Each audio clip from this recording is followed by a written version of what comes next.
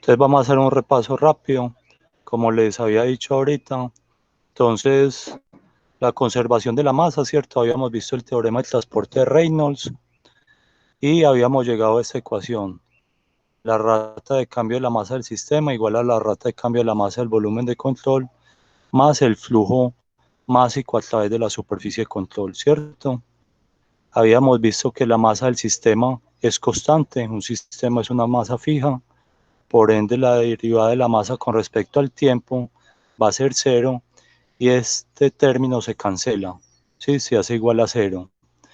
Quedaría la derivada del tiempo de la masa entre el volumen de control más el flujo másico a través de sus superficies de control, ¿cierto? Que esta integral la podemos convertir en una sumatoria en las salidas menos una sumatoria en las entradas. Porque el menos ya habíamos visto que era por el producto punto del vector velocidad y el vector normal unitario, ¿cierto? Y entonces esta ecuación nos queda el diferencial de la masa del volumen de control con respecto al tiempo igual al flujo másico a la salida menos el flujo másico, igual al flujo másico a la entrada menos el flujo másico a la salida. Cuando este término pasa a la derecha, pasa a sumar y este término pasa a restar. ¿Estamos claros Profe, hasta ahí? pues yo tengo una Sí. pregunta. ¿Qué unidad del libro es? ¿Esta la 4 o 4 o Este es el 5? capítulo 5. Capítulo Capítulo 5. 5. El Sí. capítulo El 4. capítulo 4 de cinemática de fluidos no lo vamos a ver por ahora porque es muy matemático, ¿cierto? Muchos estudiantes no les gusta ese tema. Lo vamos a ver a medida que lo vamos necesitando, ¿sí? Y si de pronto tenemos tiempo al final, entonces lo vemos. Pero yo les voy a ir contando lo más importante de ese capítulo. Entonces, este es el capítulo 5 y usted también en la presentación que mandó al principio de curso, que Sí. eran pues los ejercicios que uno tenía que hacer, ahí también están propuestos. Sí, en los ejercicios hablamos ¿yo dónde está? El ejemplos y ejercicios sugeridos. Ahí están los ejemplos y ejercicios sugeridos de John, Monson y Okishi, los ejemplos del capítulo 5, los ejercicios del capítulo 5 sugeridos y están los de Sengel, los ejemplos de Sengel 5.4, 5.2, 5.5, 5.7, 5.8 y los problemas del capítulo 5 sugeridos. ¿Sí? Listo, Profe, no muchachos. serían los del capítulo 4. El capítulo 5 es conservación de energía. Capítulo 4 es, veamos el libro. El libro del capítulo 4 nos dice, capítulo 4 es de cinemática de fluidos, si no estoy mal. Y el capítulo 5 es conservación de masa, momentum y energía. Miremoslo acá. Ok. Entonces, capítulo 4, cinemática de fluidos, que nos vamos a saltar. Ese Pero en no cinemática de está, fluidos no tenemos lo está en del conservación transporte de de masa, Reynolds. Bernoulli, que es momentum, y sí, exacto. Pero en teorema del transporte de Reynolds, como le dije en la clase pasada, el teorema del transporte de Reynolds es una herramienta matemática que nos permite derivar la ecuación de conservación de masa, de Bernoulli y de energía. Entonces, con respecto a ese, no vamos a hacer el teorema del transporte de Reynolds, no se van a hacer ejercicios, ni aplicaciones, ni se va a evaluar. Se va a evaluar es cuando veamos ya conservación de masa, Bernoulli y energía. Sí, Entonces, por el momento estamos viendo capítulo 5. capítulo 5, conservación de la masa. Sí, listo, muchachos. Entonces, habíamos llegado a esta ecuación, ¿sí? Y nosotros veíamos que si el flujo es estable, entonces la masa del volumen de control, la masa que hay dentro del volumen de control no va a cambiar con el tiempo. Si es un flujo estable, cualquier derivada con respecto al tiempo se hace cero. Entonces esta derivada se hace cero y quedaría que la sumatoria del flujo másico a la entrada es igual a la sumatoria de los flujos másicos a la salida, ¿cierto? Y recordemos que las unidades de flujo másico, kilovoltamos por segundo. Si tenemos una sola entrada, o sea, una entrada y una salida, una sola corriente, una entrada y una salida, tendríamos que el flujo másico a la entrada es igual al flujo másico a la salida. ¿Y cómo se encuentra el flujo másico? Densidad, velocidad normal a la sección transversal por el área igual a densidad por velocidad por área, ¿cierto? Entonces, flujo másico a la entrada igual a flujo másico a la salida. Si aparte de eso, el flujo es incompresible, ¿qué significa flujo incompresible? Que la densidad es constante, que la densidad no cambia durante nuestro problema, durante nuestro flujo, ¿cierto? ¿Dónde se da eso? En fluidos como los líquidos, que necesitan una presión muy alta para que su densidad cambie, o en el flujo del aire, cuando el número de Mach es menor a 0.3, ¿sí? Y recuerden que el número de Mach es la velocidad del fluido sobre la velocidad del sonido. Cuando tenemos esos dos casos, que es incompresible y estable, entonces esta ecuación que veíamos acá, sumatoria de flujo másico a la entrada igual a sumatoria de flujo másico a la salida, aquí habría una densidad por los caudales, ¿cierto? Entonces, como la densidad es la misma a lo largo de todo el fluido, se pueden cancelar a la entrada y a la salida. Y nos quedaría velocidades por área. ¿Y qué son velocidades por área? Es flujo volumétrico o caudal, ¿cierto?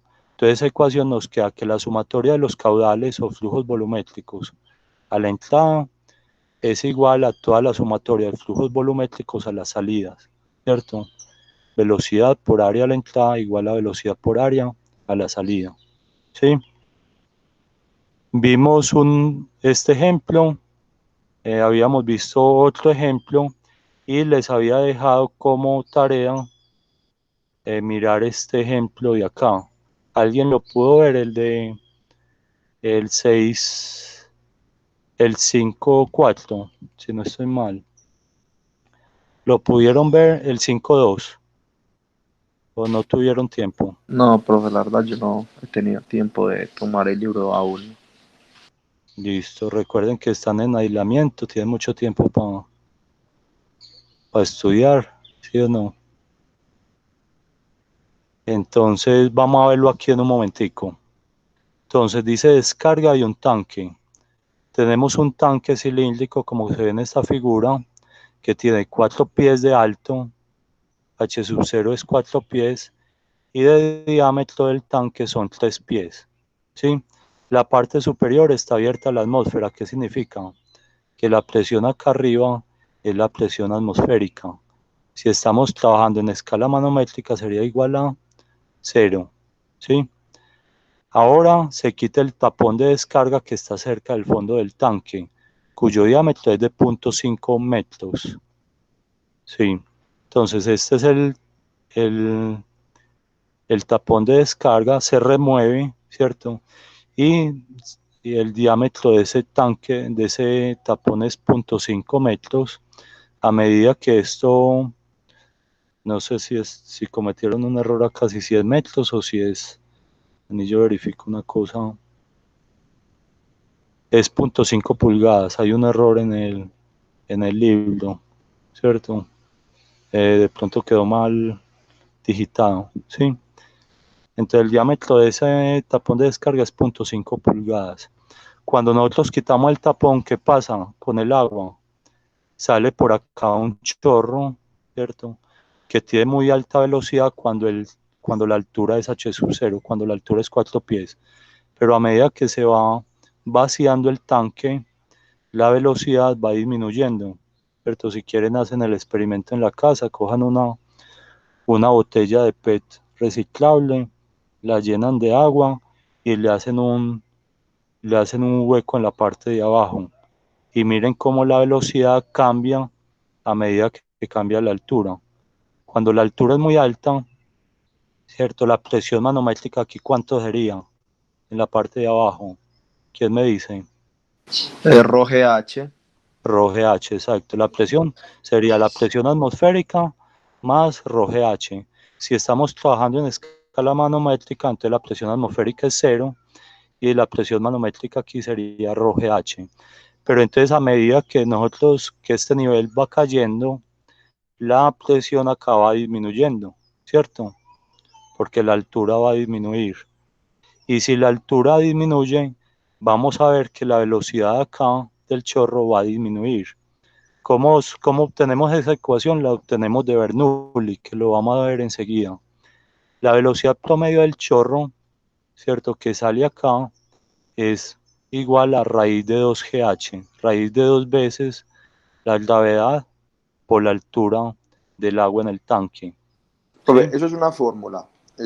Eso se cumple para todo o solo para este ejercicio en específico. Se cumple para todo siempre y cuando tengamos un tanque abierto a la atmósfera, ¿cierto? Vamos a ver de dónde sale esa ecuación se llama la ecuación de Torricelli, ¿sí? Y esa ecuación la obtenemos de Bernoulli. Ahorita vamos a ver unos ejemplos, cuando veamos Bernoulli, vamos a ver de dónde sale esa ecuación, ¿sí? Entonces nos piden determinar cuánto de tiempo transcurrirá para que el nivel de agua en el tanque descienda hasta 2 pies, medido desde el fondo del tanque, ¿sí? Entonces inicialmente esto mide 4 pies.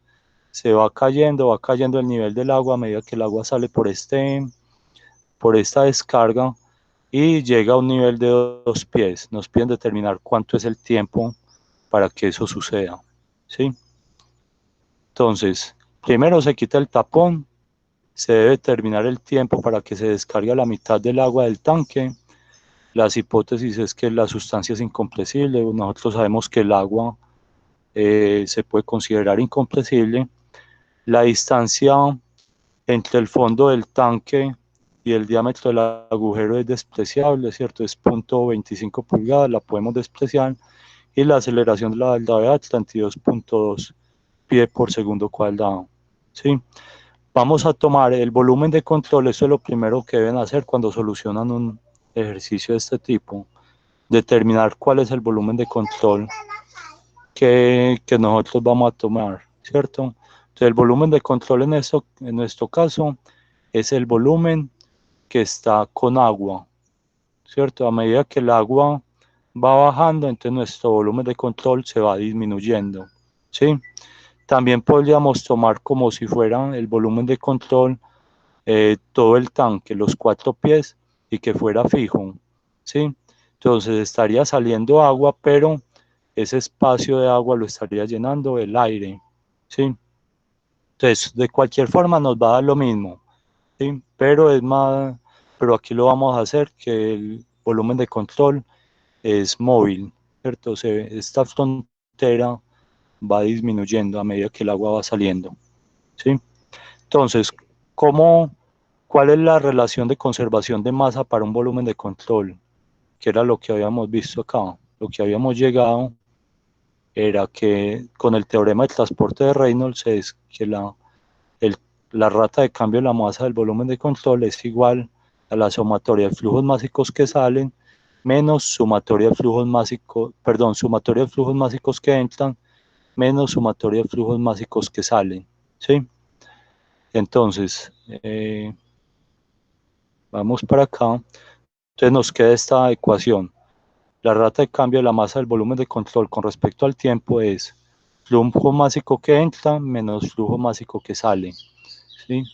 En este caso solo tenemos una entrada y no tenemos salida, perdón, no tenemos entrada y tenemos una sola salida. Entonces el flujo másico que entra es 0, ¿cierto? No está entrando agua a nuestro volumen de control, solo está saliendo agua, ¿sí? Entonces el flujo másico de entrada es 0.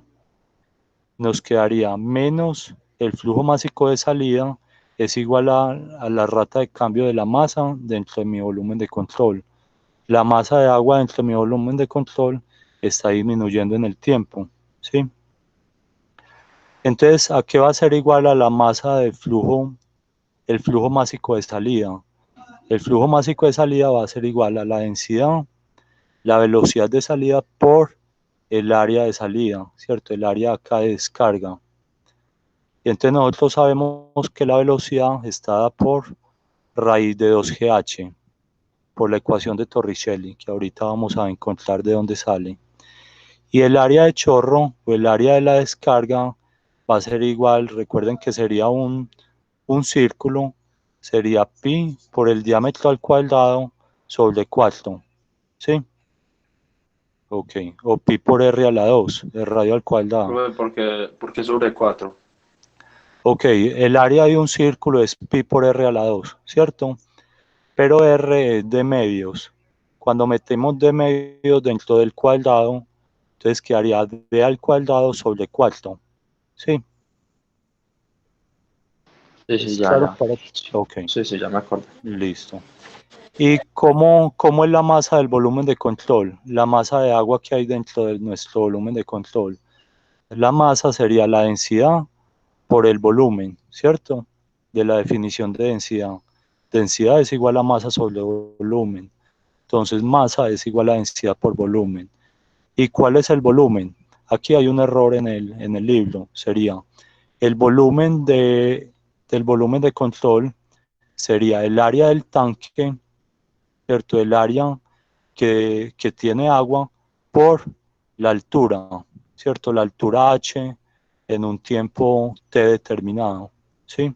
Recuerden que h está variando, h es una variable, empieza en h sub 0 y termina en h sub 2, ¿sí? Entonces, el volumen de nuestro volumen de control sería el área del tanque por la altura, ¿cierto? Como cualquier cilindro. ¿Y cuál es el área de un círculo? Pi por el diámetro del tanque al cuadrado sobre 4, ¿cierto? Esa sería la base de nuestro cilindro. Cuando nosotros multiplicamos la base por la altura nos da el volumen del cilindro, ¿sí? ¿Todos están claros hasta un momento? Sí, profe. Listo, muchachos. Entonces, teníamos esta ecuación, la ecuación 1. Entonces, teníamos que el flujo másico de entrada era 0, menos el flujo másico de salida. Y nosotros vimos que el flujo másico de salida era raíz de 2GH por el área del chorro, menos, entonces aquí quedaría menos ρ, la densidad raíz de 2GH por el área del chorro de descarga. Es igual a la rata de cambio de la masa del volumen de control con respecto al tiempo. Entonces sería la derivada con respecto al tiempo de la masa entre nuestro volumen de control. Y la masa de nuestro volumen de control es ρ, densidad, área del tanque, aquí está el error, por la altura, ¿sí? Entonces nos quedaría, si metemos las áreas, quedaría menos ρ, raíz de 2GH, el área del chorro es pi por el diámetro del chorro al cuadrado sobre 4, sería igual a la derivada de todo esto. Pero ¿qué es constante? La densidad es constante, ¿cierto? Es un fluido incompresible, no cambia con el tiempo, entonces lo sacamos de la derivada. El área del tanque también es constante, también sale de la derivada. Y el H no es constante, el H varía con el tiempo. Entonces nos quedaría ρ por el área del tanque, que sería pi por el diámetro del tanque a la 2 sobre 4, por la derivada de H con respecto al tiempo. ¿Sí? Ok. Entonces vamos a cancelar. Miren que la densidad está a ambos lados, la podemos cancelar, ¿cierto? El pi cuartos está a ambos lados, lo podemos cancelar. El área también se cancela. No, el área no se cancela porque las áreas son diferentes. Mire que hay un área de chorro y un área del tanque. ¿Cuál es el área del chorro? El área del chorro es esta área de acá, de la salida.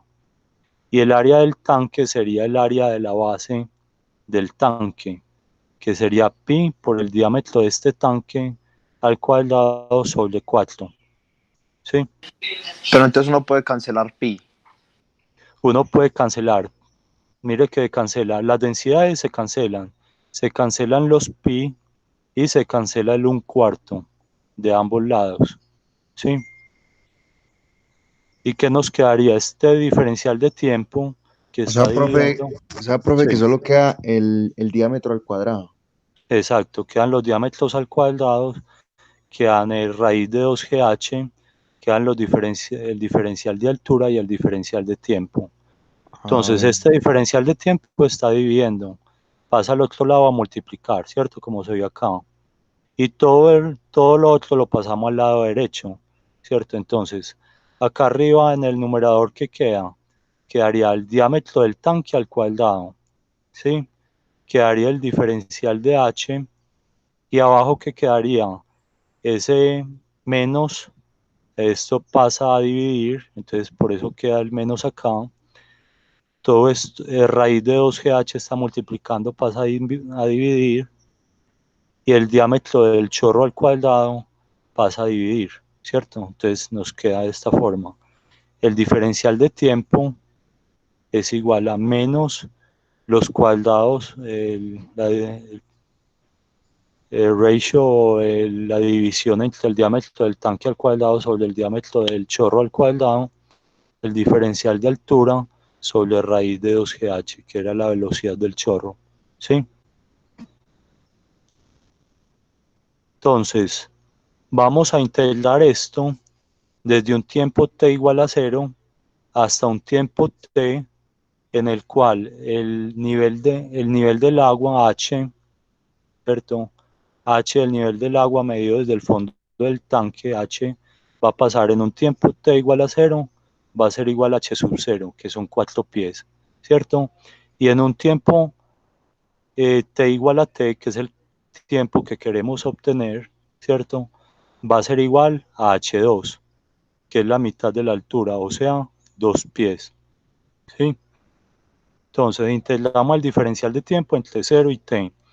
Y todo este lado de la derecha lo integramos entre un h sub 0, 4 pies, y un h sub 2, 2 pies, ¿sí? Entonces, los diámetros del tanque y del chorro son constantes, pueden salir de la integral, ¿cierto? Raíz de 2g en el denominador también es constante, sale de la integral, y el menos también, ¿cierto? Entonces, ¿qué nos quedaría dentro de la integral? Lo que es una variable diferencial de h y raíz de h, evaluado entre h sub 0 y h sub 2, ¿sí? Entonces, raíz de h es igual a ¿qué? A h a la menos un medio. La integral de h a la menos un medio sería menos un medio más 2 medios, sería h a la 1 medio, y lo dividimos todo por 1 medio, ¿sí? Entonces quedaría raíz Profe, de h, sí, no entendí esa parte, profe. ok, La integral la de h es igual integral, a h sub. ok. Entonces recordemos de integral, vamos a ver si de pronto lo puedo hacer aquí en una página en un documento nuevo. Ok, tenemos la integral, veamos a ver cómo Ahora es. Pine. Lo que pasa es que no me tocas con el mouse y es muy difícil metámoslo aquí en la ecuación, miremos a ver si nos queda fácil insertar nueva ecuación, ¿sí? Y todos saben manejar el editor de ecuaciones de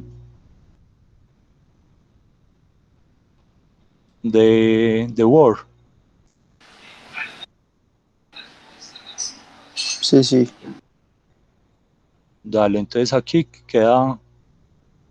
tenemos raíz de h, ¿cierto? Raíz de h por diferencial de h, ¿cierto? Evaluado entre acá abajo h sub 0 y acá arriba entre h sub 2, ¿sí? ¿Eso a qué es igual? Que nos salimos de lado. Eso es igual a... Yo igual. Se me borró eso. Bueno, hagámoslo acá. Eso es igual a... espérate un momentico. Igual, insertemos otra ecuación. Entonces es claro para todos que raíz de h es igual a h a la 1/2, ¿cierto? Perdón, pero esto acá era A la 1 menos. sobre, esto era 1 sobre raíz de h, ¿cierto? Esto era 1 dividido raíz de h. Miremos el 1 sobre raíz de h, ¿cierto? Diferencial de h. Sí, Sí. Claro. listo. Sí, eso sería h a la menos Entonces, 1/2. Sí. eso es h a la menos 1/2. Entonces, la integral de h a la menos 1/2 es igual a h. Recuerden, por ejemplo, integral de h a la menos 2. ¿Ustedes qué hacen cuando integran h a la menos 2? Cuando uno integra, le suma 1 y ese nuevo exponencial lo pone en el denominador, ¿cierto? Entonces, aquí vamos a hacer lo mismo. Menos 1/2, h a la menos 1/2, más 1, ¿cierto? 1 es 2/2, entonces quedaría h a la 1/2, ¿cierto? H a la 1/2 es igual a raíz de h. H a la 1/2. Pero ¿cómo así que h a la 1/2 es igual a raíz de h? Pues ese a la 1/2 sí se entiende por qué, pero... Sí, Sí, pero ya entendí. Sí, ya queda entendiste, igual a sí, raíz. Sí, no listo. queda, no queda 1 sobre h, sino pues sí, h, raíz de h. Raíz de h, eso queda raíz de h. Dividido, queda acá en el denominador, queda 1/2, ¿sí o no? Es claro para todos cómo se integra esa raíz de h, 1 sobre raíz de h. Si es claro que queda esto, h a la 1/2 sobre 1/2. Sí, profesor. ¿Alguien tiene dudas? Ok. Entonces ya esto lo evaluamos entre h sub 0 y h sub 2, ¿cierto? Entonces quedaría en h a la 1/2, o sea, raíz de h evaluado primero en h sub 0 menos evaluado en h sub 2, raíz de h2, ¿cierto? Ok. Ahora, ¿qué pasa con ese 1/2? Ese 1/2, si yo lo meto dentro de este radical de abajo, cuando yo meto algo dentro del radical, entonces lo elevo al cuadrado. 1/2 al cuadrado sería 1/4, ¿sí? Y ese 1/4, y aquí este 2 quedaría 1/2. Pero ¿por qué se mete en el radical? Se mete, bueno, aquí el autor lo decidió meter dentro del radical, se puede dejar afuera o se mete, o lo meten como él lo hace acá, ¿cierto? Él lo mete dentro del radical como para facilitar los cálculos, ¿cierto? Profe, y como es un medio, no podría subir yo ese 2 arriba. También se puede hacer. Sí, también se podría poner ese por regla de la oreja, subir ese 2 Ah, arriba. y dejar ya esta raíz de 2G así normal, para no complicarse uno. Exacto. Sí, Ah, también puede ser eso. bueno. Entonces nos queda así raíz de h sub 0 menos raíz de h2 sobre raíz de g medios y esta relación entre los diámetros, ¿cierto? Miren que acá el menos desapareció. ¿Por qué?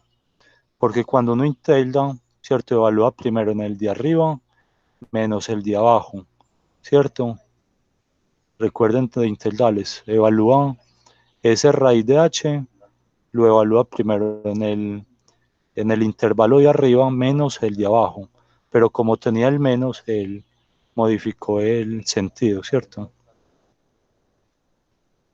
Si es claro para todos. Sí, pero eso se cancelan, pues. Se cancela, no, se invierte el sentido, ¿cierto? Miren, por ejemplo, esta integral de diferencial de t. La integral de diferencial de t da t, ¿cierto? T evaluado en T primero y evaluado en 0. Entonces primero se evalúa T menos cuando T es igual a 0, sería 0, queda T.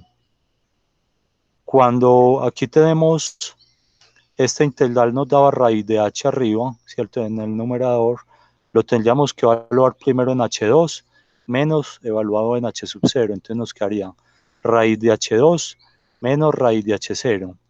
Pero como tiene este signo menos acá, entonces se invierte, quedaría raíz de h0 menos raíz de h2. ¿Es claro para todos? Profe, Sí. si la integral va desde h sub 0 a h sub 2, entonces ¿por qué primero pone uno h sub 2 menos h sub 0? Eso O sea, se sí, yo deben sé que son acordar. yo sé que eso es de integrales, profe, pero entonces aquí en este caso, ¿por qué? O sea, lo que no Por lo que entiendo, te profe, estoy diciendo, lo o que sea, te no, estoy diciendo es que aquí, no se supone que es h sub 0 menos h sub 2, o siempre es h sub 2 menos h sub 0. primero, cuando uno integra, primero Sí. evalúa en el límite superior y luego Ah, ya, resta con el inferior, ¿cierto? el Entonces te inferior, debería quedar ah, raíz de h2 menos raíz de h0. Pero como ah, aquí hay un menos, sí, sí, mire que este menos de acá, si sí, están viendo mi cursor, sí, sí, este menos de acá no lo pusieron acá. ¿Por qué no lo pusieron? Porque le cambiaron el los sentido. signos, los sentidos a h sub 0 y h O sub sea, 2. solo multiplicaron por un menos uno. Exacto, multiplicaron por menos 1, entonces este H0 tenía un menos por menos da más, y H2 tenía un positivo acá, más por menos da menos, ¿cierto? Sí, Listo. ¿Todos claros hasta el momento? sí. Pero yo Listo. tengo una duda, ¿por qué queda en raíces? Pues es que no logro entender eso. Dale. ¿Por qué queda dentro de radical? Porque recuerden que el integrando era 1 sobre raíz de h, ¿cierto? Que 1 sobre raíz de h, ven, yo hago zoom acá, que esto está muy pequeñito. 1 sobre raíz de h es lo mismo que h a la menos un medio, ¿cierto? Sí, sí. Sí, ok. Y la integral de h a la menos un medio eh, sería h a la menos un medio, al menos un medio se le suma 1, ¿cierto? 1 es lo mismo que 2 medios, entonces menos un medio más 2 medios me queda un medio. Y ese exponencial lo paso al denominador, así es como hacíamos las integrales, ¿cierto? Sí, sí, sí, no, eso yo lo entiendo. Entonces, ¿pero qué es h a la 1 medio? H a la 1 medio es raíz de h. Ah, ya entendí. Ah, entonces Sí, todas las H's van en raíz. todas las h van dentro de radical, ¿cierto? Todas las h quedan dentro de radical. ¿Es claro para todos? ¿Alguna duda? Profe, yo tengo una duda ahí cuando integró. Sí, Puede ¿cuál mostrar es? ahí la integral, puede mostrar la integral. Sí, dale. Profe, usted acá tiene integral de 1 dividido entre raíz de h, ¿cierto? Sí, ¿Cómo hizo usted para que quedara la h arriba, profe? ok. Miremos, por ejemplo, repasemos una integral cualquiera. Yo pongo el... Entonces, supongamos que esto es, copiemos esto acá, control C, control V. Repasemos, por ejemplo, si esto no fuera raíz de h, sino que fuera, por ejemplo, h a la 2, H al lado, sí. o h a la 2, ¿cierto? Si usted Entonces, la sube esto es lo arriba, mismo, queda h a la menos 2. Si usted la sube arriba, exacto. Si uno eso, la sube eso yo lo arriba, entiendo. entonces Queda h a la pongamos, menos 2. listo, h a la menos 2. ¿Y cómo le integral de h a la menos 2? H a la menos 3. Sería h a la menos 2 cuando integramos. Sería h a la menos No, 3 h2 dividido más 1, 3. menos 2 más 1, no, ¿No? no. Ah, Menos 2 más 1, ¿cuánto te da? se le suma, en integral se le suma. Se le Sí, suma. sí, Menos 2 más 1 daría h. sería menos 1 y se divide todo sobre menos 1. O si nos devolvemos un poquito más atrás a las integrales, por ejemplo, ¿cuánto es la integral de x a la 2? ¿Cuánto integral de x X a a la la 2? 3, X a la X a 3 la sobre 3 dividido 3. 3. Eso, x, supongamos que aquí está a la 2 arriba, ¿sí o no? La integral de x a la 2 es igual al 2 se le suma 1, entonces Sí. quedaría x X a a la la 3 3 dividido dividido 3. 3, ¿cierto? Ajá, sí. Y se evalúa entre h2 y h0, ¿sí o no? H0, sí. Entonces, si tuviéramos de pronto este de acá, h a la menos 2, la integral de h a la menos 2 sería menos 2 más 1, o sea, menos 1. Menos Y se 1. divide todo sobre menos 1, ¿cierto? Ajá, sí, sí. Ok. Aquí tenemos h a la menos 1 medio, Sí. ¿cierto? La A integral la de h a la menos un menos 1 medio. medio se le suma 1, pero H a la 1 menos un medio. Ah, sí, arriba, más subiéndolo. 1, sí, subiendo este 1 sobre raíz de h, subiendo de raíz de h al numerador quedaría h a la menos 1 medio. Le Menos 1 sumamos da 1, un medio. Sí, ya lo entendí, profe. Ya. menos 1 medio más 1, 1. Ajá, da menos un 1 medio medio. más 1, da 1 medio, Da un ¿cierto? medio. Sí, Por profe, ya, eso, ya. y h a la 1 medio es raíz de h. Sí, profe, ya la entendí. Gracias, Dale, profe.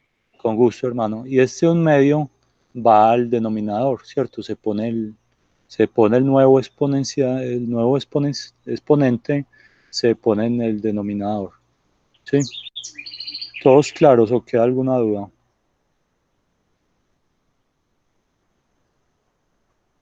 Listo.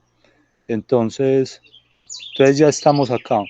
El tiempo es igual a raíz de h sub 0.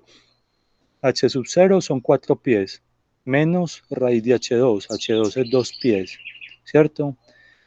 Sobre raíz de G medios, G es la gravedad, 32.2 pie por segundo cuadrado sobre 2, ¿cierto? Y aquí vamos a tener la relación, el ratio o el cociente entre el diámetro del tanque sobre el diámetro del chorro al cuadrado. El diámetro del tanque son 3 pies, ¿cierto?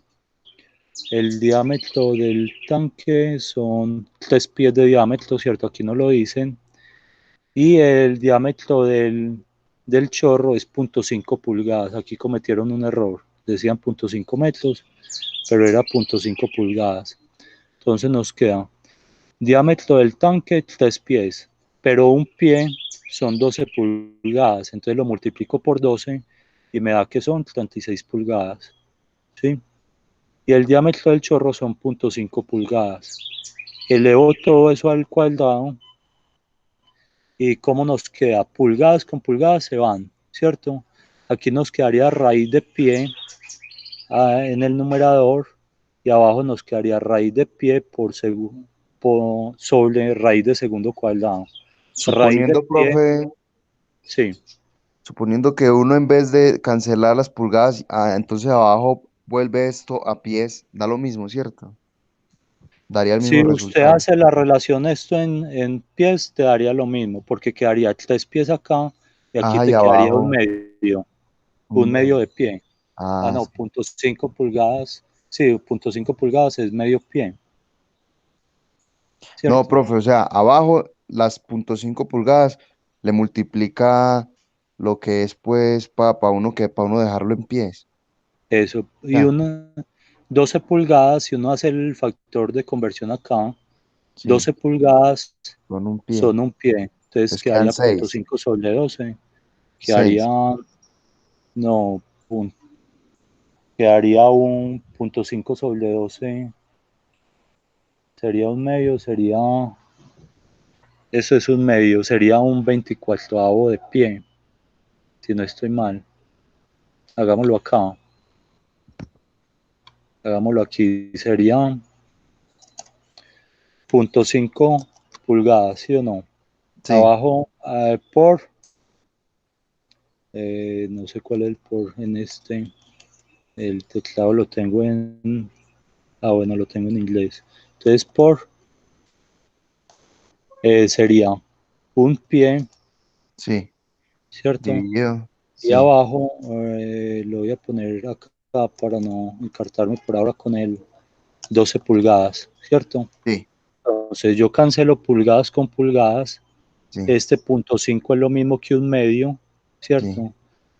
Y quedaría entonces un 5 por 12, 60, un 60avo de pie. ¿Sí le da? Voy a hacerlo, profe, la calculadora. Hagámoslo si quiere acá en un momentico en la calculadora. Punto 5 Sí, dividido 12 sí. da punto Ah, 04, que punto sería lo cero mismo que un, 04. que sería lo mismo que un 60. Ah, entonces no me dio, No, espérate. Aquí queda no, de un 24avo. Esto es un medio, ¿cierto? punto Punto 5 5. es un medio. Sí, Esto es lo mismo que, hagámoslo acá, dividido 12. que 1 dividido 2, Un 24avo, un profe. 24avo, eso. Entonces, si hacemos el cálculo acá, 1 dividido 24 nos da punto 041, que es lo mismo que nos dio ahorita, ¿cierto? Ah, sí, sí, sí, profe. Listo, muchachos. Entonces, sigamos acá. Entonces, raíz de pie, factor común arriba en el numerador, se cancela con raíz de pie en el denominador. Quedaría acá en abajo del denominador raíz de segundo cuadrado. Raíz de segundo cuadrado sería segundos. Y por regla de la oreja va para el numerador, ¿cierto? Y esto nos queda en segundos. Si hacemos todo ese cálculo nos daría 757 segundos. Si convertimos y sabemos que un minuto son 60 segundos, nos quedaría en 12.6 minutos. ¿Sí? Ese sería el tiempo para que el tanque baje desde 4 pies hasta 2 pies. ¿Sí está claro, muchachos? Sí, profe. Sí. Listo. Si hacen, por ejemplo, si usaran, por ejemplo, hasta que H2 fuera cero, o sea, que hasta que bajara el nivel hasta abajo del tanque, se vaciara todo el tanque, mire que entonces lo que tendrían que hacer sería, en vez de raíz de H2, sería cero, ¿cierto? Y harían este cálculo, les daría que el tiempo sería 43 minutos. Pero ¿por qué se gasta casi 4 veces más que en bajar la primera parte, la primera mitad? Por la Porque altura no es, porque a menos altura, menos presión. exacto, por la altura.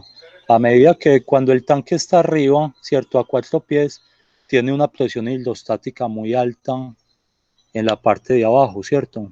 Y entonces la velocidad del chorro es muy alta, es raíz de 2GH, ¿cierto? Pero a medida que va bajando el nivel, la velocidad va cayendo, la velocidad del chorro va cayendo.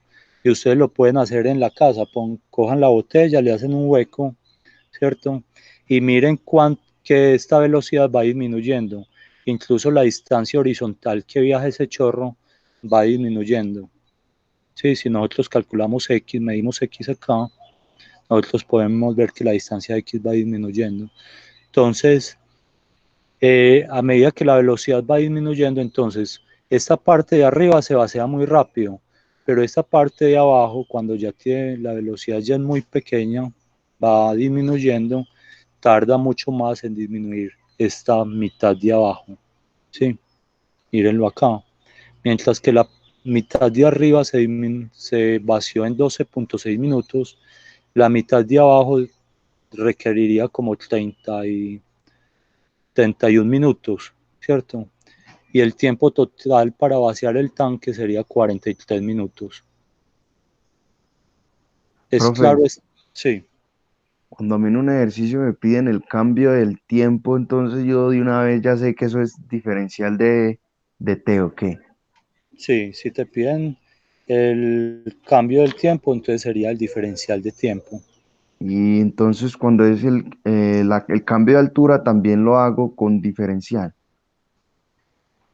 Sí, lo harías con diferencial. Es que si usted se da cuenta ahí en los ejercicios me estaban dando los dos cambios de altura, pero no me estaban dando Sí. era el diferencial del tiempo. Eso era lo que había que encontrar, el tiempo requerido para que esto bajara tanta distancia, ¿cierto? Bajara a cierta altura. Sí. Ah, bueno, profe. Eso, dale.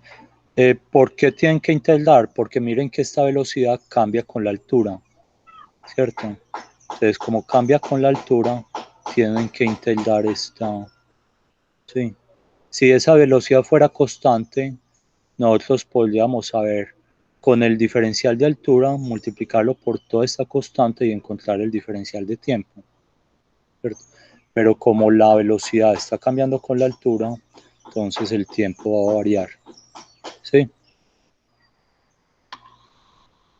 ¿Está claro este ejercicio, este ejemplo? Sí, profe. Listo, muchachos. Entonces vamos a seguir con la presentación. Vamos, ya vimos todo lo que fue conservación de masa.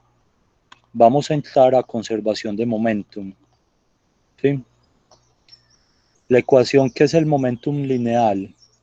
El momentum lineal es el producto de la masa por la velocidad. ¿Cierto? Recuerden, el momentum lineal es la masa por la velocidad del cuerpo, ¿sí? Si usted va en un camión, el camión tiene mucha masa. Y si va ese camión a 100 kilómetros por hora, tiene mucho momentum. Detener ese camión a 100 kilómetros por hora va a requerir mucho tiempo, ¿cierto? Nuestras bandas, nuestras pastillas de freno se van a calentar mucho. Nosotros vamos a requerir mucho tiempo para que ese camión frene. Eso es algo similar a la inercia, ¿no? Es algo similar a la inercia. La inercia es la masa, ¿cierto? La masa de un cuerpo es la que le da como su inercia a ponerse en movimiento o a frenar, ¿cierto? Si nosotros vamos, por ejemplo, en una bicicleta a 100 kilómetros por hora, nuestra masa ya no es de toneladas como en el camión, sino que sería el peso de la bicicleta serían 10 kilos, 10 kilos aproximadamente, y el peso del usuario 70 kilos, son 80 kilos a una velocidad de 100 kilómetros por hora, eso nos da cierto momentum. Entonces, si nosotros nos encontramos, por ejemplo, con un carro al frente, nosotros necesitamos menos tiempo en frenar que lo que necesita, por ejemplo, ese camión, ¿sí o no? O lo mismo para acelerar. Si usted hace una competencia entre un camión y usted en bicicleta o usted en una moto, la moto se demora menos tiempo en acelerar de 0 a 100 kilómetros por hora que el camión, ¿cierto? Por la masa que tiene, ¿sí? Como tiene mayor masa, tiene mayor momentum. Entonces, ¿qué nos dice la segunda ley de Newton? La segunda ley de Newton nos dice que la aceleración de un cuerpo es proporcional a la fuerza neta actuando sobre él. La fuerza neta es la sumatoria de las fuerzas externas que actúan en el cuerpo, ¿cierto? Entonces puede ser el motor, puede ser la resistencia aerodinámica que opone el viento al movimiento, la resistencia de fricción entre las llantas y el pavimento, ¿cierto? Esas son todas, o el peso del cuerpo, la fuerza normal, esas son fuerzas externas. Todas esas fuerzas externas, cuando nosotros hacemos la sumatoria, nos da una fuerza neta, ¿cierto? Que si estamos acelerando el cuerpo, entonces la aceleración debe ir en la dirección del movimiento, ¿cierto? Pero la aceleración es inversamente proporcional a su masa. Entre mayor masa tenga el cuerpo, pues va a ser menor su aceleración, ¿cierto? Por ejemplo, en un camión tiene mayor masa que la bicicleta, su aceleración va a ser mucho más pequeña, ¿sí? Y nos dice la segunda ley de Newton que la razón de cambio de su momentum es igual a la fuerza neta actuando sobre él, ¿cierto? Otra forma de ver la segunda ley de Newton es que sumatoria de fuerzas externas es igual a la razón de cambio de momentum. Veámoslo acá en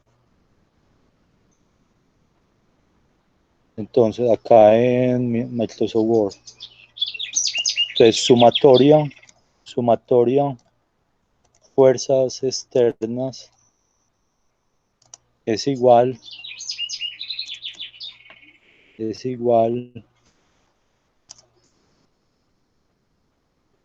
al cambio del momentum, a la razón de cambio del momentum en el tiempo, ¿cierto? Eso en matemáticas, ¿cómo sería? La derivada del momentum con respecto al tiempo, ¿cierto? ¿Y qué es el momentum? El momentum es igual a la masa por la velocidad del cuerpo, ¿cierto? Diferencial del tiempo.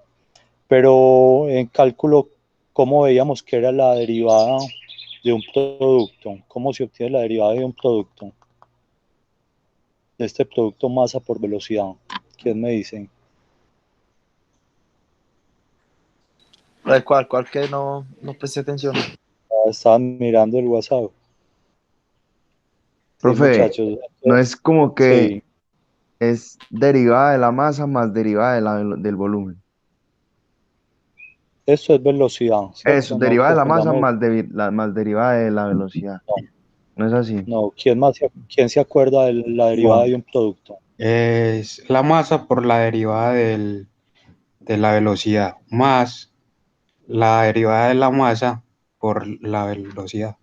No, Exacto. Entonces sería Ah, ya. el, la derivada de un producto es el primero por la derivada del segundo, más el Ah, ya. segundo por la derivada del primero, ¿cierto? Entonces masa, espérate, masa, se me lo, dB de velocidad diferencial de tiempo, más velocidad diferencial de la masa con respecto al tiempo, ¿sí o no? Esa sería la derivada del momentum con respecto al tiempo.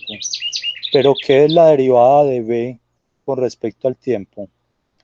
La derivada de la velocidad con respecto al tiempo, ¿qué es?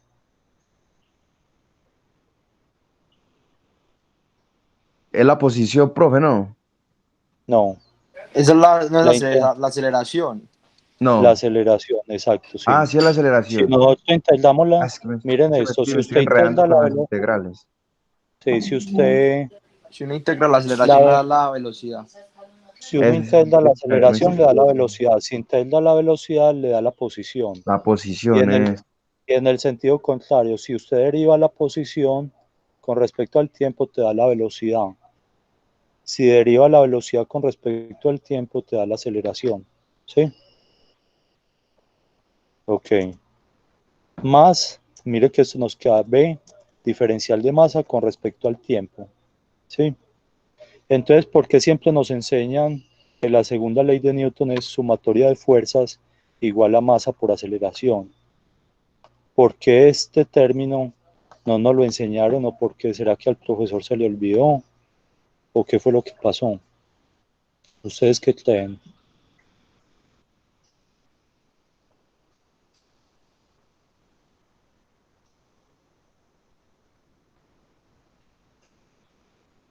¿Por qué creen que siempre nos han enseñado sumatoria de fuerzas externas igual a masa por aceleración en la segunda ley de Newton?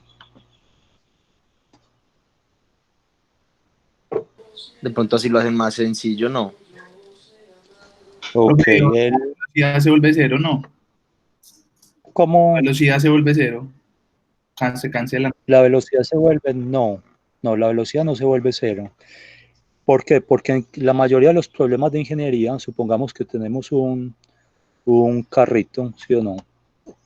Supongamos que tenemos un carro, fuerzas, vamos a ver si fuerzas en un carro. Busquemos imágenes en YouTube. Miremos, por ejemplo, este carrito, ¿sí o no? De este carrito, ¿cuáles son las fuerzas? Entonces tenemos el peso, tenemos la fuerza de fricción en las llantas, la resistencia aerodinámica que opone el viento al movimiento, ¿sí o no? Tenemos la fuerza normal en cada una de las llantas. Pero ¿qué pasa, por ejemplo, en el carro? El carro, en un carro, ¿cómo estaría cambiando esta parte de acá de la masa con respecto al tiempo? ¿Estaría cambiando la masa del carro con respecto al tiempo? No, es constante. Es casi constante, ¿cierto? Si uno lo toma a nivel macro, es casi constante, pero si usted de pronto dice, no, pero es que mire que eso tiene gasolina, y el tanque, la gasolina se va consumiendo, Ah, entonces pero tiene ya menor por ese masa, lado. ¿cierto? Pero sí, pero en términos generales nosotros podemos despreciar eso, ¿cierto? Mire que nosotros los ingenieros lo que hacemos es concentrarnos como en lo más importante, y hay cosas que se pueden suponer o podemos despreciar, ¿cierto? Entonces nosotros podemos despreciar que esa masa de gasolina que está cambiando en el tiempo es muy pequeño con respecto a la masa total del cuerpo. ¿Cuánto pesa normalmente un carro? 1 tonelada, 2 toneladas, ¿cierto? Entonces, versus la masa del peso de la gasolina que está cambiando es despreciable, ¿cierto? Entonces, nosotros en los problemas ingenieriles, en la mayoría de los problemas ingenieriles, nosotros podemos asumir que ese cambio de la masa con respecto al tiempo es despreciable, ¿cierto? Que ese cambio de la masa de mi cuerpo con respecto al tiempo es despreciable. Entonces, si este diferencial de masa con respecto al tiempo es despreciable, sería igual a 0 y esta sumatoria se cancela. Quedaría sumatoria de fuerzas externas igual a masa por aceleración, ¿sí? Pero consideremos otro caso, supongamos que no estamos trabajando en Ferrari ni en Ducati construyendo carros ni motos, sino que estamos trabajando en la NASA con el transbordador espacial, ¿sí o no? El Shuttle, el transbordador espacial. ¿Qué pasa con la masa del transbordador espacial cuando él está acelerando? Ella disminuye pues, rápidamente porque pues, al despegar tiene que gastar mucho combustible, ¿no? Exacto, sí. Miren que, por ejemplo, el transbordador espacial es simplemente esta cosita de acá, ¿sí o no? Los otros son tanques, los tanques de oxígeno y los tanques de combustible líquido, ¿sí o no? Entonces ahí Durante el sería despegue, despreciable pues el transbordador. Ahí se toma como despreciable el no, transbordador. No hay, lo puedes no, despreciar. No lo puedes. tampoco se puede despreciar porque el peso del transbordador es significativo también, ¿cierto? Aquí lo que hay que hacer es que no podemos despreciar este, esta diferencial de la masa con respecto al tiempo, ¿cierto? Tenemos que tener en cuenta ambos sumandos, el del lado izquierdo como el lado derecho. Tenemos que tener en cuenta cómo varía la velocidad con respecto al tiempo, la aceleración, pero también cómo está variando la masa con respecto al tiempo, ¿cierto? Porque acá el cambio de la masa con respecto al tiempo es significativo, ¿cierto? Entonces a menor Durante masa el va a una despegue. velocidad mayor, una aceleración aumenta. Exacto. Sí. Por ejemplo, sí, si usted va en un camión sin freno, ¿sí o no? Y usted pudiera botar toda la carga que tiene atrás, ¿cierto? ¿Usted qué hace? Usted bota la carga para disminuir el momentum, ¿cierto? Entonces usted requeriría, si tiene menor momentum, menor masa por velocidad, requeriría menos fuerza para frenarse, ¿cierto?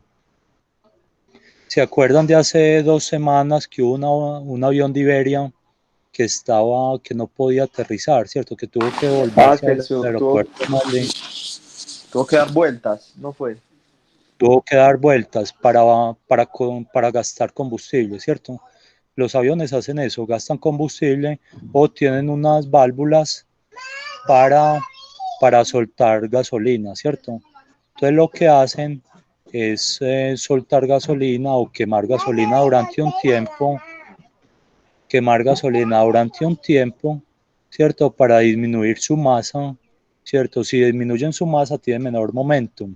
Entonces, cuando el avión toca con pista, entonces él va a sufrir menos los amortiguadores, ¿cierto? Y como tiene menor momentum, tiene menor peso, ¿cierto? Eso lo vamos a ver más adelante, pero entonces necesita menos sustentación.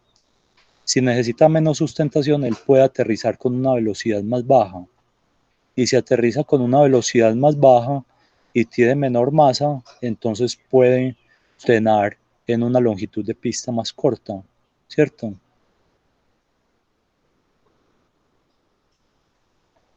¿Es claro eso para todos, muchachos? Sí, sí, profe. Listo. Entonces, por ahora, en todos los problemas de ingeniería que ustedes manejen, en los mayores de los casos, van a tener masa por aceleración. Pero si de pronto terminan trabajando en la NASA, tengan en cuenta que esto es importante, ¿sí? El diferencial de masa con respecto al tiempo. Ok, Profe, pero eso en entonces aviones también sigamos debe ser acá. importante, ¿no? Pues en náutica. En aviones, sí, sí, también se tiene en cuenta en el performance de los aviones. El performance es el rendimiento, ¿cierto? Entonces, normalmente los aviones vuelan muy alto porque a medida que subimos, la densidad del aire es más baja, tenemos menor resistencia, ¿cierto? Cuando uno hace las sumatorias de fuerza de un avión en vuelo recto y nivelado, vamos a ver si de pronto tengo una imagen por acá en sumatoria fuerzas externas. Por favor, cierren los micrófonos. Avión, el crucero. En vuelo recto y nivelado, las sumatorias de fuerzas externas en un avión son estas.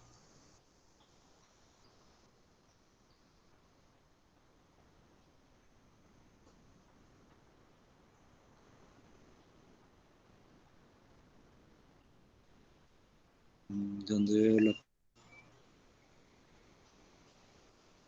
Ok, son estas, ¿cierto? En un vuelo, en crucero, en un avión, tenemos la sustentación hacia arriba, el peso hacia abajo, entonces el peso sería igual a la sustentación y la resistencia que me genera el aire sería igual al empuje de los motores hacia adelante, ¿cierto? A medida que va disminuyendo el peso de la aeronave, ¿cierto? Yo voy a necesitar menos sustentación, ¿cierto?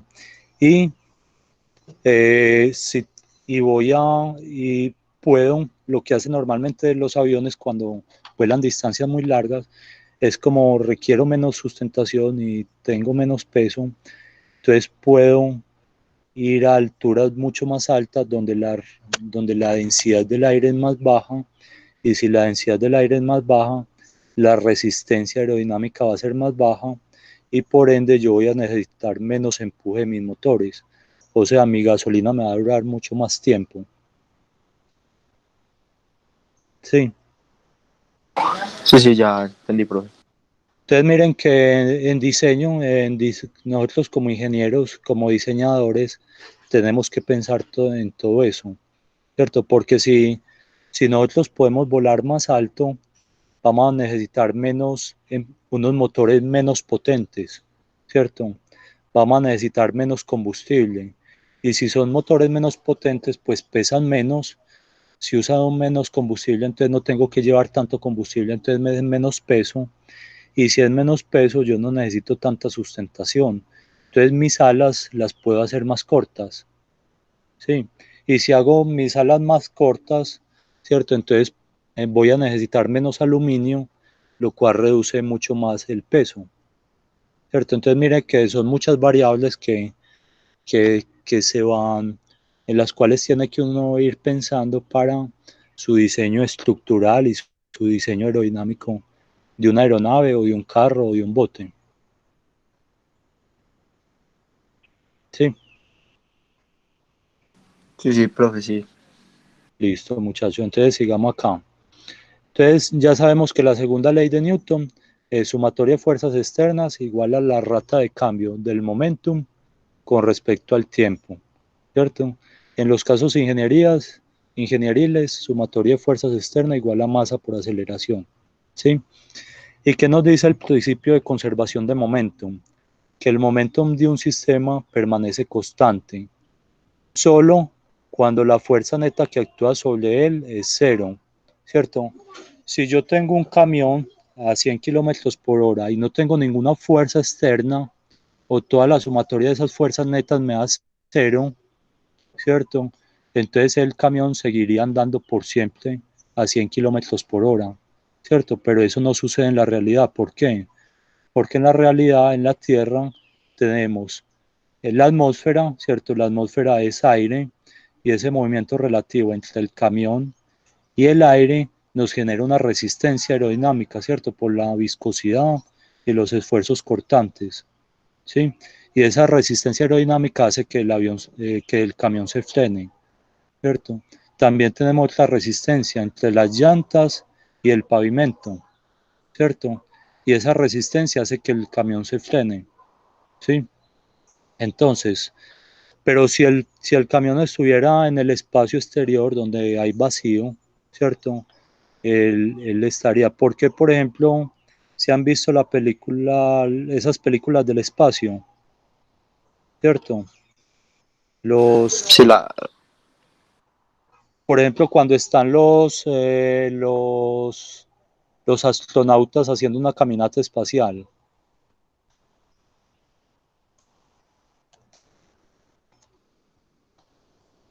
Miremos acá algunas imágenes. Sí, por ejemplo, este astronauta en el espacio. Sí, él, si se despega del transbordador espacial, ¿cierto? Y él tiene un cable aquí que le suministra oxígeno, ¿cierto? Y que mantiene la comunicación y todos los sistemas, pero supongamos que él se le desconecta este cable, ¿cierto? Y queda a la deriva. Él cómo podría o cómo hacen para volver a llegar al transbordador espacial. ella no tiene como una especie de propulsores. Exacto, tiene unos tanques. Tiene unos tanques que entonces lo que hacen es propulsarlo para cierta dirección, ¿cierto? No sé si han visto la película Up, no Up, la de Wall-E, Sí, sí. ¿cierto? El robotcito cuando se queda en el espacio, él coge un extintor, ¿cierto? Cuando él suelta la masa del extintor, entonces esa salida de masa lo impulsa a él por acción y reacción en la dirección contraria, ¿cierto? Y eso es lo que hacen, por ejemplo, los satélites para posicionarse, ¿cierto? Los satélites como el Hubble u otros satélites de comunicaciones. El Hubble es un satélite de un telescopio, ¿cierto? Pero hay satélites de comunicaciones.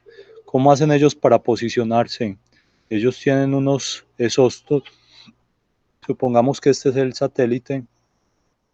Ellos tienen unas salidas de aire, unas boquillas que le permiten a él soltar un poquito de oxígeno y posicionarse en una u otra dirección, ¿cierto? Pero entonces si él se gira acá, si él gira, suelta masa por acá, entonces él va a seguir girando por siempre, porque no hay nada que lo detenga. Entonces, para detenerse tiene que tirar masa en el sentido contrario, ¿cierto? Y frenarse, ¿sí? Entonces, la conservación de momentum nos dice que el momentum de un sistema permanece constante solo cuando la fuerza neta es cero, ¿cierto? Y en ese caso, cuando la sumatoria de fuerzas netas es cero, el momentum del sistema se conserva, ¿sí? Pero si hay una fuerza desequilibrante, por ejemplo, el motor en el camión, ¿cierto? Si yo tengo más empuje o tracción de mi camión con respecto a la fricción que me genera el aire o que me generan las ruedas, entonces mi camión va a acelerar, ¿sí? Si la fricción de las llantas, de los frenos, de los neumáticos y la fricción del aire es mucho mayor al empuje de mi motor, entonces mi camión se va a desacelerar, ¿cierto? Y si mi empuje del camión es igual a toda la resistencia o toda la resistencia aerodinámica y de fricción con el suelo, entonces él va a permanecer a la misma velocidad. ¿Es claro eso?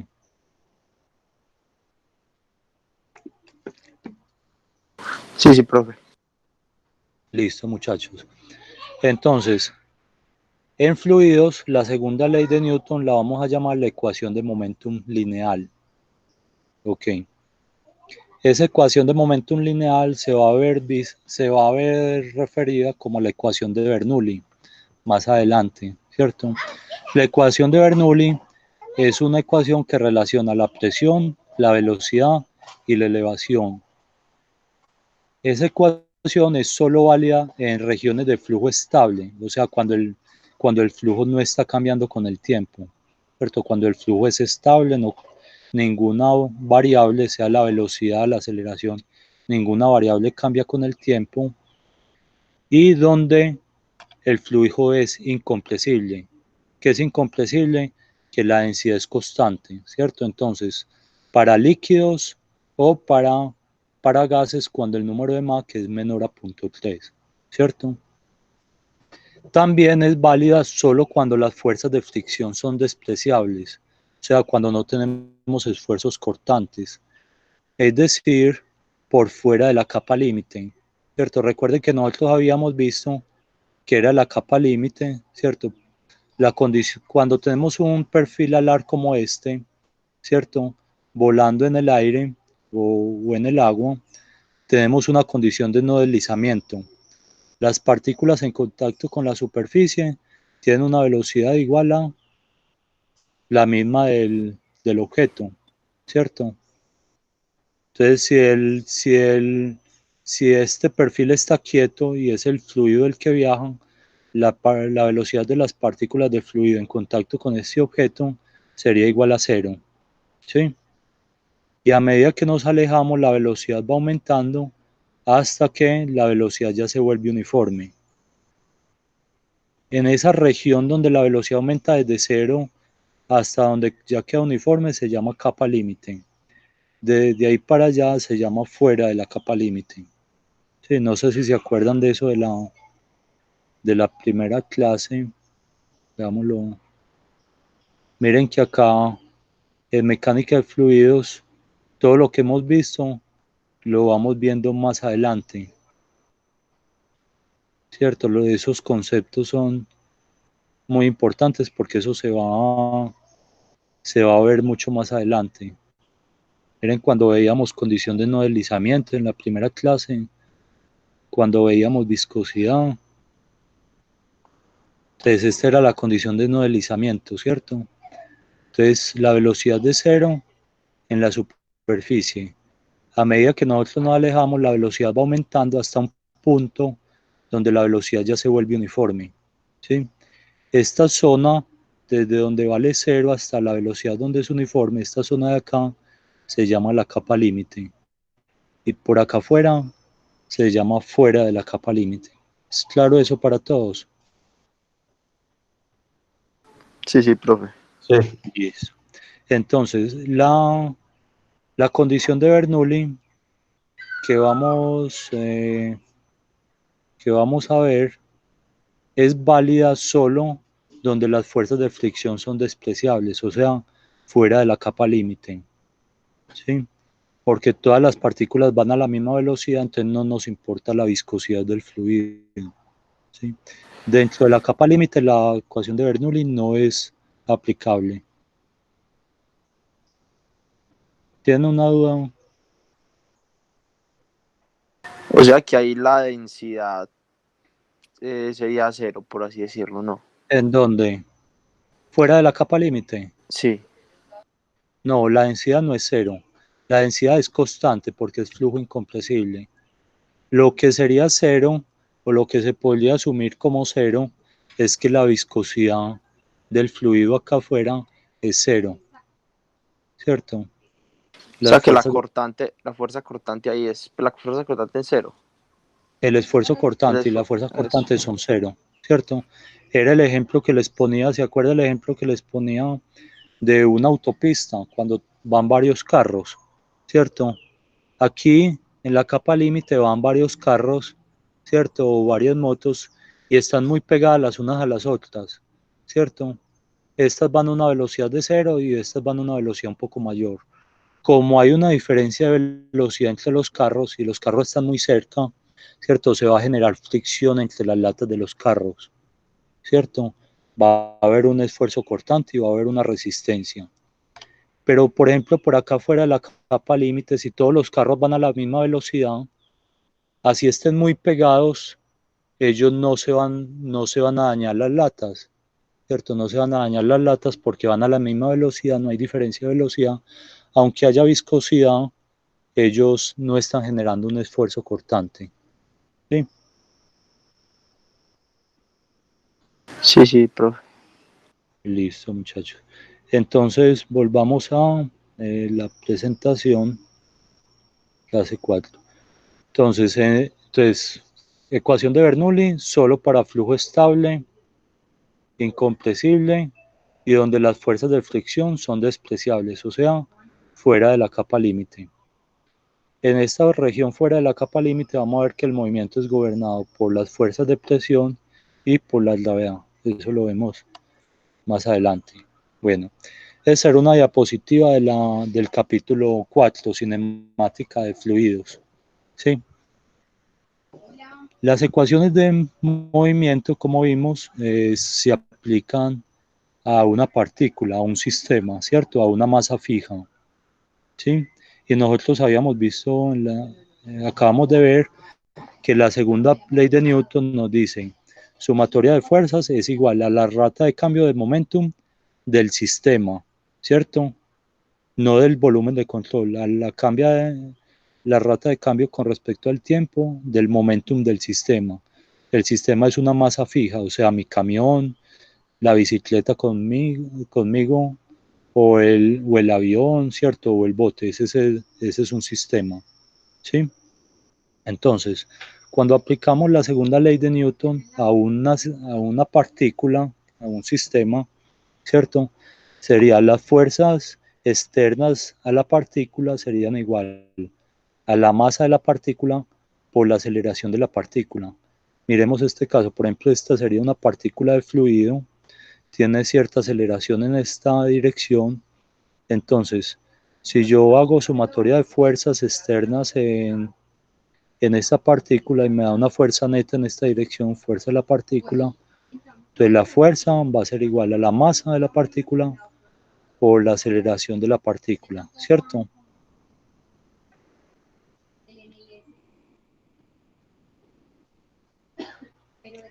Entonces, ¿y qué es la aceleración de la partícula? La aceleración de la partícula es la derivada de la velocidad de la partícula con respecto al tiempo, ¿sí? Pero la velocidad va a ser función de la partícula, va a ser función de la posición en X, en y en Z de la partícula y también del tiempo, ¿sí? La velocidad va a ser función de la posición en X, y Z, que esté, por ejemplo, la partícula en el espacio de su ubicación, X, Y, Z, pero también del tiempo. La velocidad en un punto del espacio puede estar cambiando con el tiempo, ¿cierto? Si la partícula está en cierta posición, su velocidad cambia a medida que cambia de posición, pero también si se quedara fija en esa posición, esa velocidad podría estar cambiando con el tiempo. ¿Sí? Sí, profe. Listo. Entonces, como la velocidad es función de X, Y, Z y T, entonces la derivada de la velocidad con respecto al tiempo, cuando tenemos es una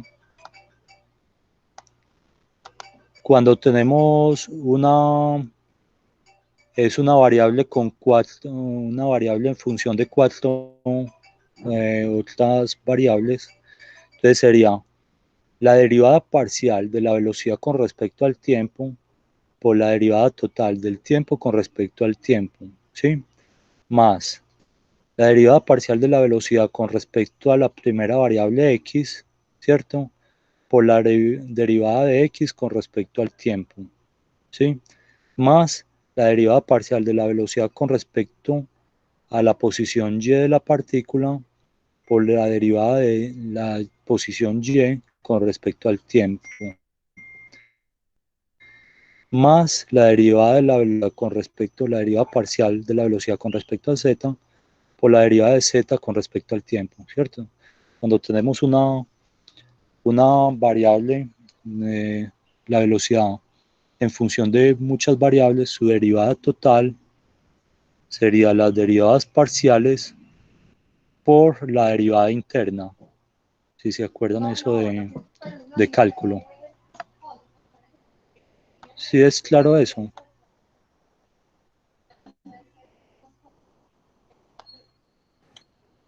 Eh,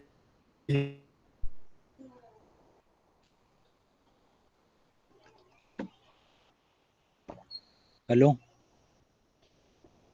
¿Me escuchan bien? Profe, Te escuché sí, se le entrecortado. escucha bien. Ah, ok. ¿Cuál era la pregunta que no le escuché? No, usted estaba preguntando que si sí se le escuchaba, nosotros, pues yo le Ah, respondí que sí. listo, hermano. Ok, entonces tenemos aceleración de la partícula igual a todo esto, ¿cierto? A toda esta derivada. Pero, ¿qué es? Entonces nos quedaría del B del T, dt sobre dt sería 1, ¿cierto? Entonces, la derivada total de la velocidad con respecto al tiempo, que es la aceleración de la partícula, va a ser igual a la derivada parcial de la velocidad con respecto al tiempo, ¿cierto? Que es esta parte de acá. dt sobre dt es 1, ¿sí?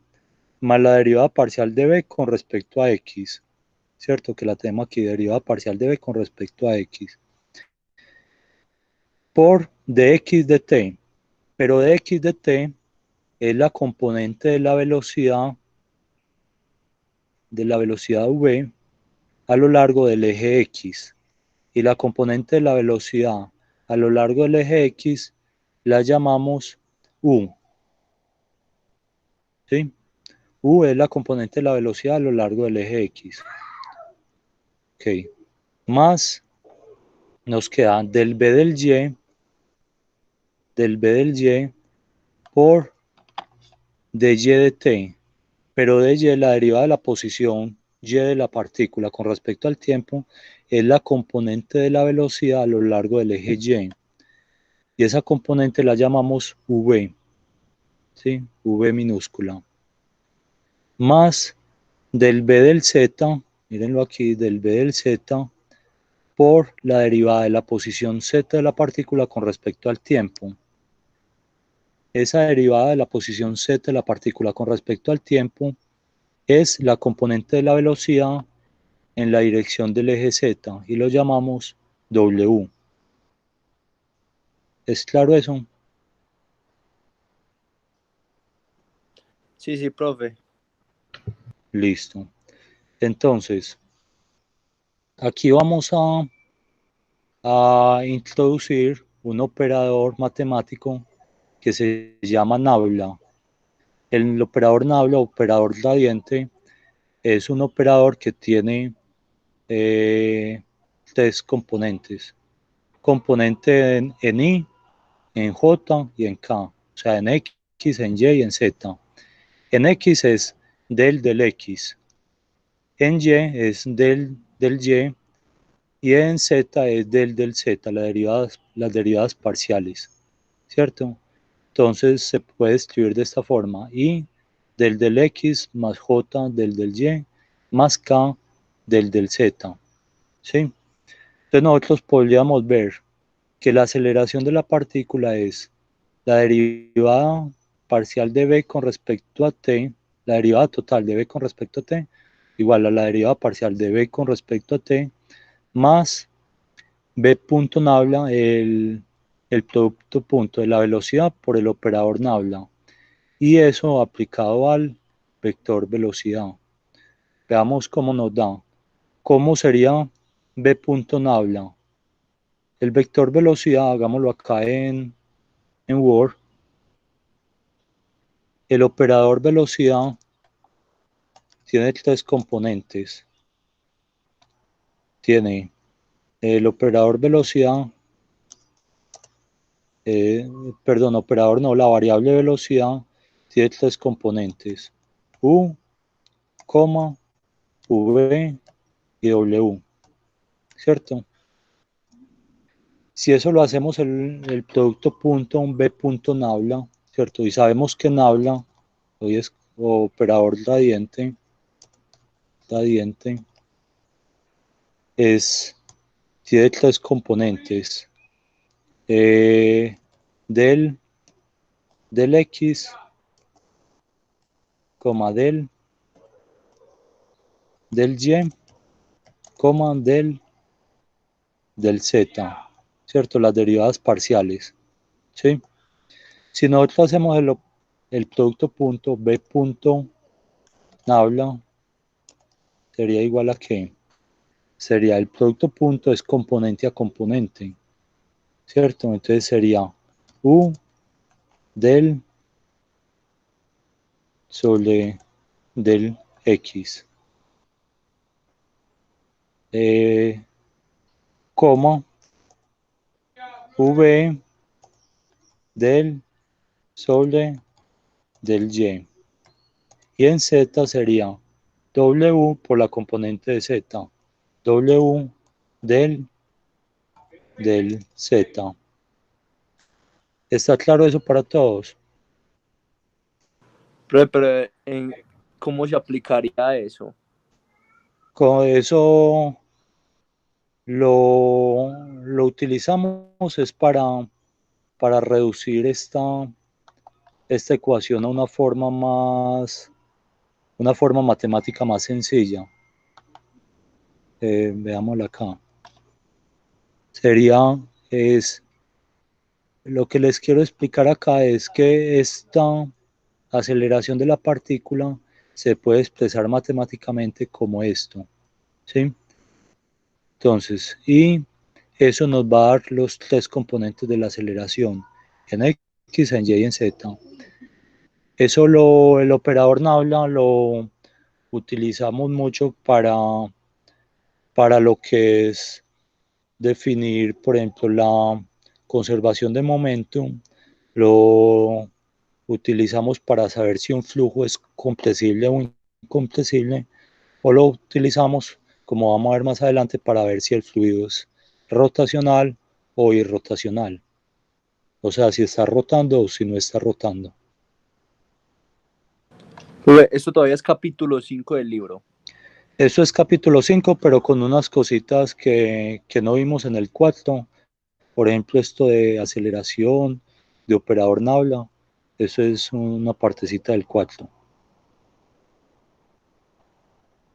Pero entonces eso, los ejercicios de esto, pues para uno estudiar, para uno reparar Hagan los del 5. Hagan los del 5. Si no, no hagan los del 4. Los del 4 los hacemos más adelante o les hago unos ejemplos en la próxima clase. Sí. Listo. Entonces el operador B.nabla nos quedaría de esta forma, como se ve acá, B.nabla. Si ese B.nabla se lo aplicamos a la velocidad, como nos dice acá, nos quedaría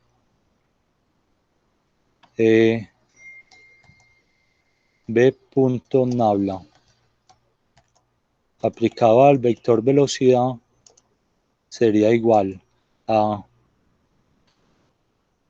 al este primero nos daría todo esto, sería esto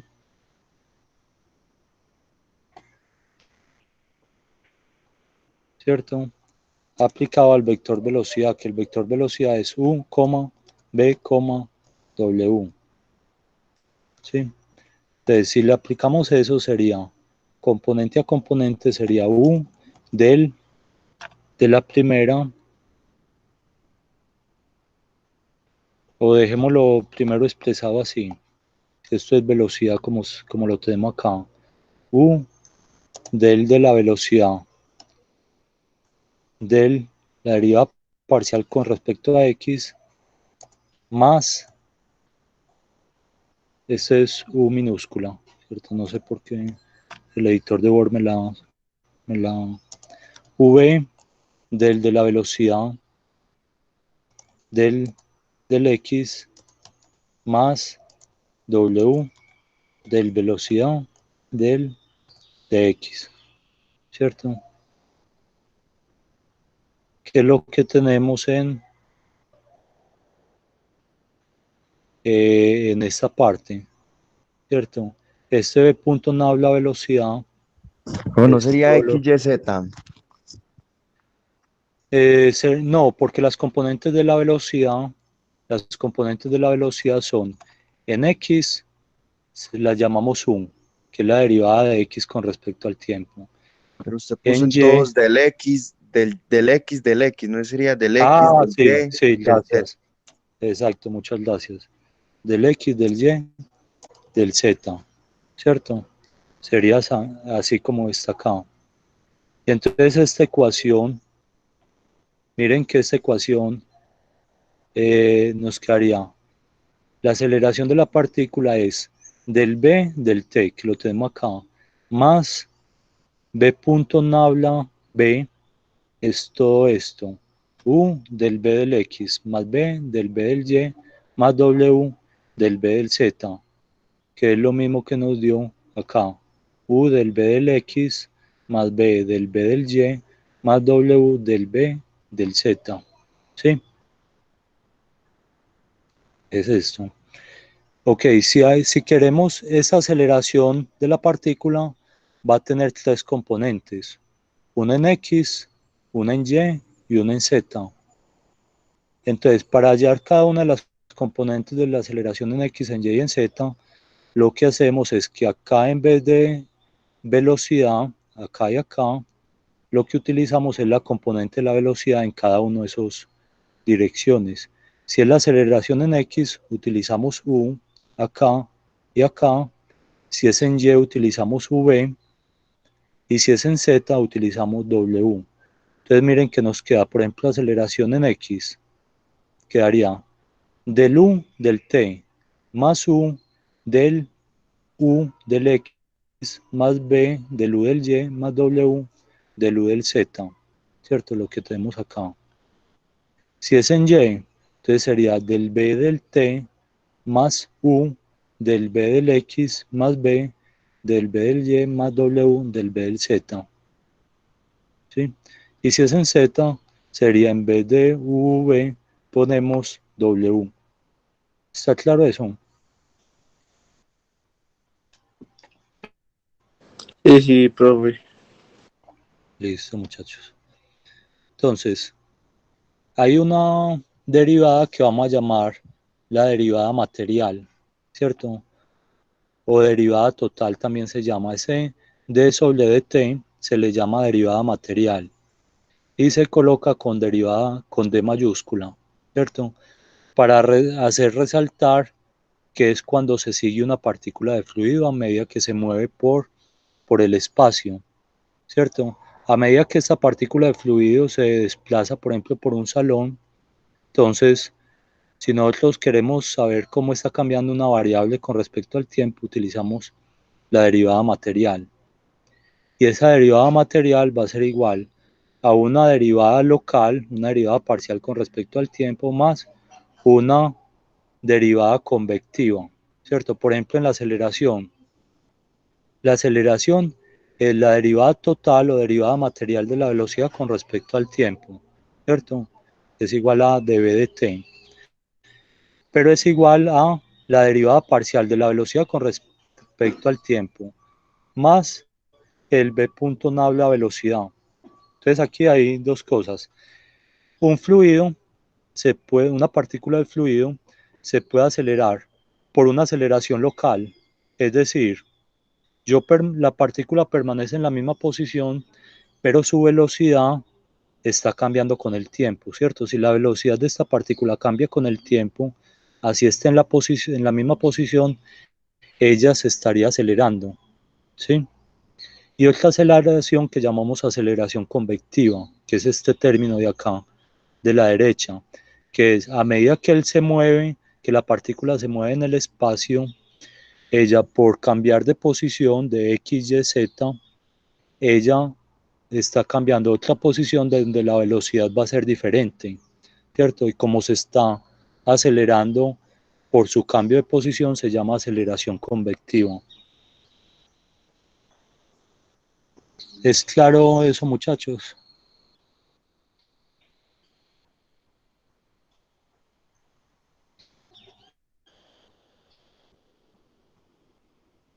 ¿Aló? ¿Me Sí, escuchan? sí, profe. Sí, sí. Ok, ok. Entonces las partículas tienen dos aceleraciones, una local y una convectiva, ¿sí?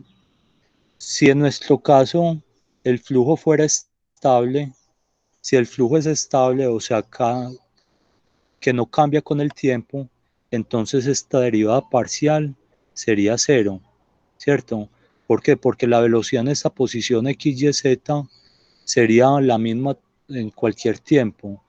Entonces, esta derivada no hay aceleración, no habría aceleración local, pero sí podría haber una aceleración convectiva, o sea, una aceleración debida al cambio de posición.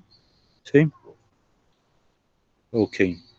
Esa derivada material también se aplica para escalares. Por ejemplo, la presión, en la primera clase vimos que la presión es un escalar, ¿cierto? Porque siempre es hacia el interior del cuerpo y es la misma en todas las direcciones. ¿Sí? Ok. ¿Qué es una línea de corriente? Nosotros en fluidos utilizamos varias líneas. Una es la línea de trayectoria, otra es la línea de corriente. La línea de trayectoria es la línea que, si nosotros le ponemos, por ejemplo, un marcador a una partícula, ¿cierto? Le ponemos una tinta roja a una partícula y podemos rastrearla cómo se mueve en el fluido.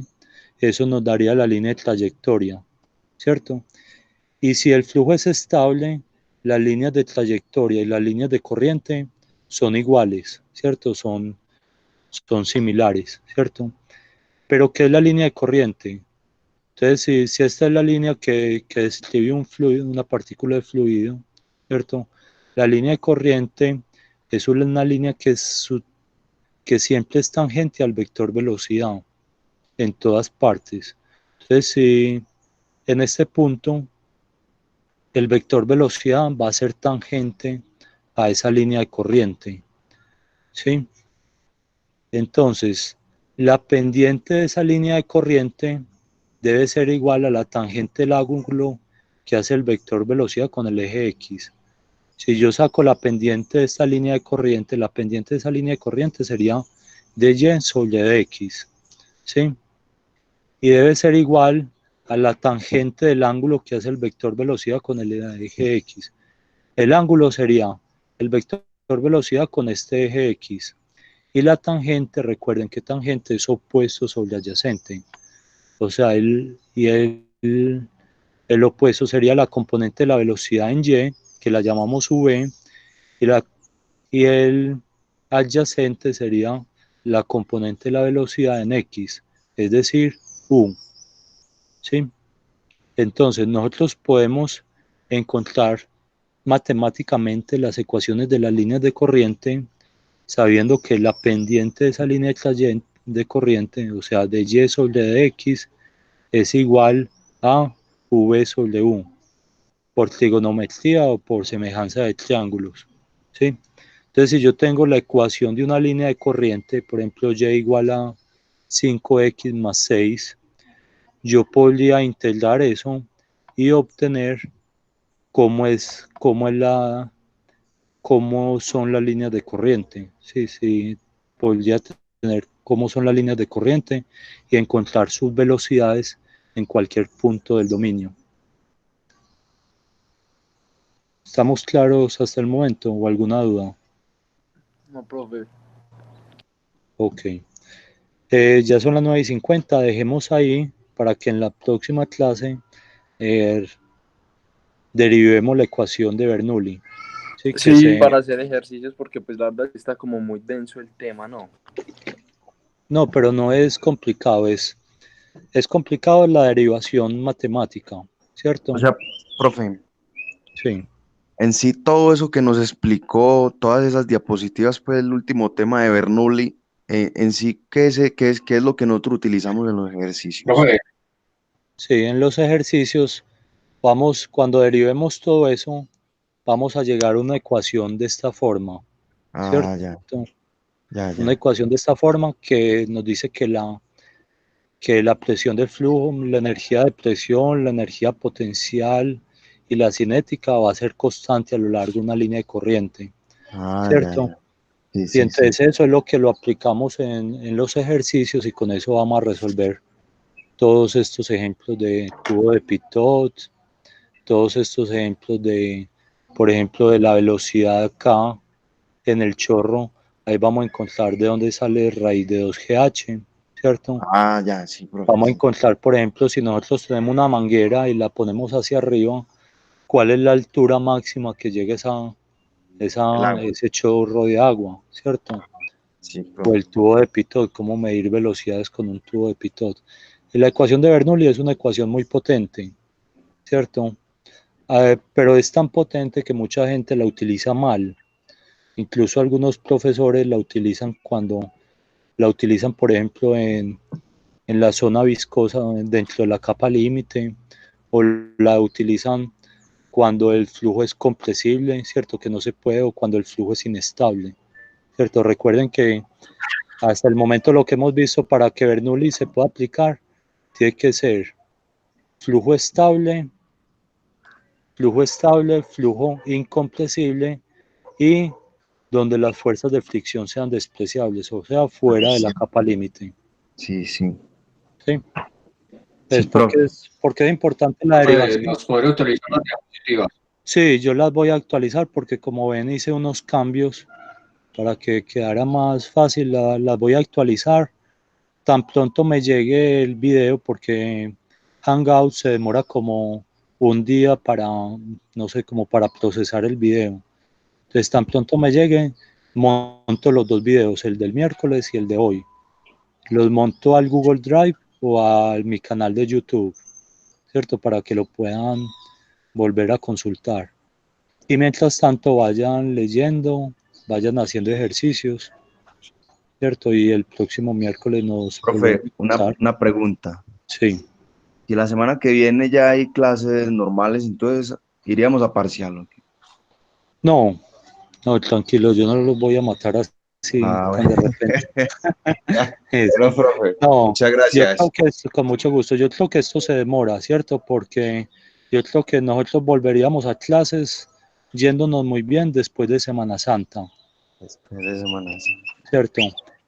Eh, Por ahí. según lo que han dicho, pues en muchas partes, este aislamiento se demora por ahí otras 2 o 3 semanas. Entonces lo haríamos después de Semana Santa. Pero no lo dejen para lo último, porque entonces se acumula el tema, cada vez son más complicados los ejercicios y necesitan mantener el ritmo.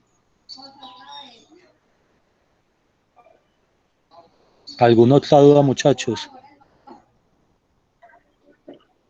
Profe, tú dices que ibas a montar ejercicios en tu página de YouTube. ¿Cuándo los Muchas gracias, montarías? hasta luego. Ya está en el Google Drive los ejercicios y ejemplos sugeridos, ¿cierto? Estas clases las montaría, yo creo que a este fin de semana los montaría en el canal de YouTube y puedo ir resolviendo unos ejercicios para que los vean en su tiempo libre, su tiempo de trabajo independiente. Ah, listo, profe, muchas gracias. Con mucho gusto, muchachos. Si no hay más preguntas, entonces nos vemos el próximo miércoles. Listo, profe. Hasta luego, que estén muy bien. Bueno, Muchas hasta luego, gracias. profe, que esté bien.